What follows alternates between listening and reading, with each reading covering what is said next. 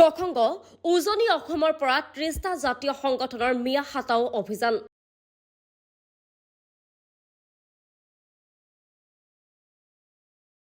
মিয়াক উজনি অসম এৰি যাবলৈ বান্ধি দিছিল ৭ দিনৰ সময়সীমা।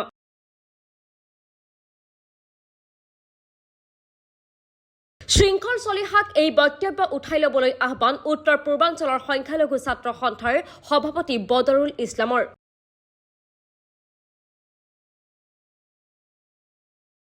অসমৰ খাটি খোৱা শ্ৰমজীৱী মুছলমান লোকসকল আমাৰ ভাৰতবৰ্ষৰে লোক। ভাৰতবৰ্ষৰ লোক হোৱাৰ বাবে যিকোনো ঠাইতে থাকিব পাৰে তেওঁলোকে। কোনো লোকে যদি এই অধিকাৰ খৰ্ব কৰিব খুজিছে তেন্তে এই কাৰ্য আইনৰ হাতত তুলি লোৱাৰ দৰে হ'ব।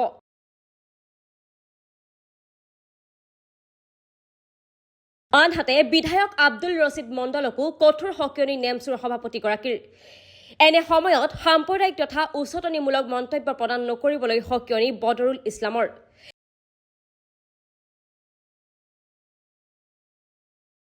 হিন্দু মুছলমানৰ বিৰুদ্ধে এনে সংঘাত প্ৰতিবাদৰ বিৰুদ্ধে গৈ আমি দুৰ্নীতি, নাৰী নিৰ্যাতন, ধৰ্ষণৰ বিৰুদ্ধে যুঁজ দিয়াৰ আহ্বান কেন্দ্ৰীয় সভাপতি বদৰুল ইছলামৰ।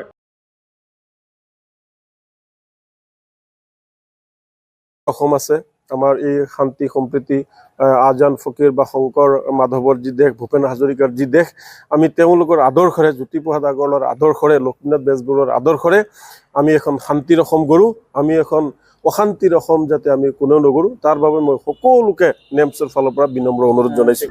মই আপোনালোকৰ জৰিয়তে মই এই কথাটোক আকৌ কৈ আছোঁ যে যি ৩০টা জাতীয় জনগোষ্ঠীয় সংগঠন যি এসপ্তাহ সময় দিছে, এই যি তেওঁলোকে কৈছে বিভিন্ন সংবাদ মাধ্যমৰ জৰিয়তে, এই বক্তব্যটো তেওঁলোকক উঠাই ল'বলৈ মই বিনম্ৰভাৱে নেমচৰ ফালৰ পৰা মই অনুৰোধ জনাইছোঁ। কিয়নো আমি শান্তিৰ হকে কাম কৰিব লাগে, আমি অশান্তিৰ হকে কাম কৰিতো লাভ নাই।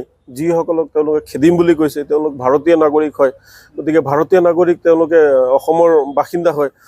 অসমৰ বাসিন্দা যদি অসমত থাকিব নোৱাৰে, অসমৰ বাসিন্দা যদি অসমত ব্যৱসায় বাণিজ্য কৰিব নোৱাৰে বা অসমৰ ইমূৰৰ পৰা সিমূৰত যদি গৈ থাকিব নোৱাৰে, তেতিয়াহ'লে ক'ত থাকিব আপোনালোকে চিন্তা কৰকচোন। গতিকে এনেকুৱা আক্ৰোশমূলক বা যিকোনো যি ভাবিয়ে হওক তেওঁলোকে এই বক্তব্যটো বা এনেধৰণৰ কাৰ্য নকৰিবলৈ মই তেওঁলোকক বিনম্ৰভাৱে অনুৰোধ জনাইছোঁ। আপুনি যি কৈছে যে সাম্প্ৰতিক সময়ত হিন্দু মুছলমানৰ সংঘাত, আচলতে হিন্দু মুছলমান বুলি কোনো সংঘাত নাই। কিবা আৰম্ভ হৈছিলে আপোনাৰ ঢিঙত যিটো নাৰকীয় ঘটনা হৈ গ'ল, আৰু অকল ঢিঙতে এই ঘটনা হোৱা নাই, আপোনাৰ চাওক মাজুলীত হৈ গৈছে, আপোনাৰ উত্তৰ অসমৰ বিভিন্ন ঠাইত হৈ গৈছে বা অসমৰ বিভিন্ন ঠাইত হৈ গৈছে। আচলতে এই ঘটনাটো হ'ব লাগিছিল আপোনাৰ দুষ্কৃতিকাৰীৰ বিৰুদ্ধে, নিৰ্যাতনকাৰী বা ধৰ্ষণকাৰীৰ বিৰুদ্ধে। কিন্তু এই বিষয়বস্তুটো এতিয়া লাহে লাহে ফালৰি কাটি আমি দেখিবলৈ পাইছোঁ যে একাংশ লোকে এই বস্তুটো হিন্দু মুছলমানৰ মাজত লৈ গৈছে। গতিকে যিসকল লোকে হিন্দু মুছলমানৰ বুলি লৈ গৈছে, গতিকে এই বস্তুটো এটা বেয়া হৈছে। কিয়নো আমি সকলোৱে কওঁ যে শংকৰ আজান পীৰ বা মাধৱদেৱৰ দেশত আমি থাকোঁ। গতিকে শংকৰ আজান পীৰৰ যিটো আমাৰ সাতাম পুৰুষীয়া ভাতৃত্ববোধ আছে, এই ভাতৃত্ববোধৰ মাজত যাতে কোনেও বিভেদ আনিব নোৱাৰে, তাৰ কাৰণে মই সকলোকে আহ্বান জনাইছোঁ।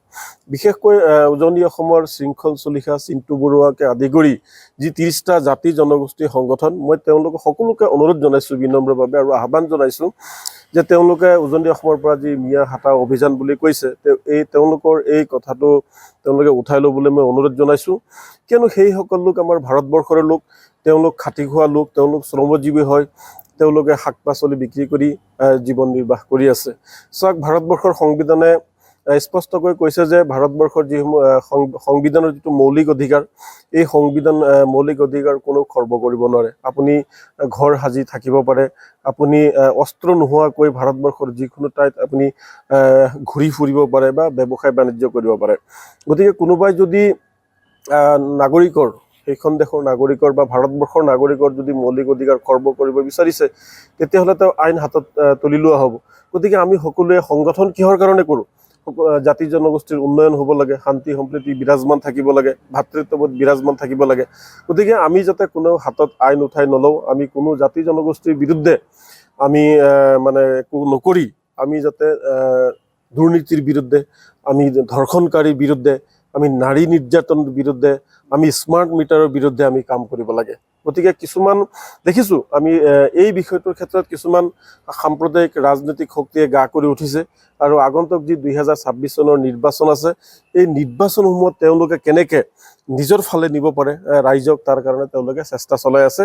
সেইটো হৈছে তেওঁলোকৰ ৰাজনৈতিক চেষ্টা আৰু এই ৰাজনৈতিক ষড়যন্ত্ৰ। গতিকে এই ৰাজনৈতিক ষড়যন্ত্ৰত আমি সাধাৰণ মানুহ আৰু দল সংগঠন যদি আমি সোমাই পৰোঁ, তেতিয়াহ'লে কিন্তু ভাল নহ'ব। গতিকে আমি ভালৰ কাৰণে কাম কৰিব লাগে। মই সকলোকে আপোনালোকৰ সংবাদ মাধ্যমৰ জৰিয়তে মই আহ্বান জনাইছোঁ যে আমি সকলোৱে ধৰ্ষণৰ বিৰুদ্ধে, নাৰী নিৰ্যাতনৰ বিৰুদ্ধে কাম কৰিব লাগে। আৰু আমি দেখিবলৈ পাইছোঁ দুই এজন সংখ্যালঘু নেতাও, বিশেষকৈ যোৱাকালি বিধায়ক ৰচিদ মণ্ডলকে আদি কৰি দুই এজন সংখ্যালঘু নেতাই যি সাম্প্ৰদায়িক আৰু উচতনিমূলক বক্তব্য প্ৰদান কৰিছে, তাক আমি কঠোৰ ভাষাৰে উত্তৰ পূৰ্বাঞ্চল সংখ্যালঘু ছাত্ৰ সন্থাই গৰিহণা দিছোঁ। কিয়নো এতিয়া আমি শান্তি সম্প্ৰীতিৰ স্বাৰ্থত কাম কৰিব লাগে, ন্যায়ৰ স্বাৰ্থত কাম কৰিব লাগে। তাৰ পৰিৱৰ্তে যদি আপুনি গুৱাহাটীৰ দিছপুৰৰ ছিকিউৰিটিৰ ভিতৰত বহি, এচি ৰুমত বহি যদি আপুনি সাম্প্ৰদায়িক বক্তব্য কৰে বা উচতনিমূলক বক্তব্য কৰে, কিন্তু সেয়া আমি মানে মানি লওঁ। আৰু ৰচিদ মণ্ডলৰ মন্তব্য বা এই দুই এজন যি উচতনিমূলক বক্তব্য প্ৰদান কৰিছে, তেওঁলোকে এই বক্তব্যসমূহ উঠাই ল'ব লাগে, কিয়নো তেওঁলোক সংখ্যালঘু ৰাইজৰ অভিভাৱক নহয়।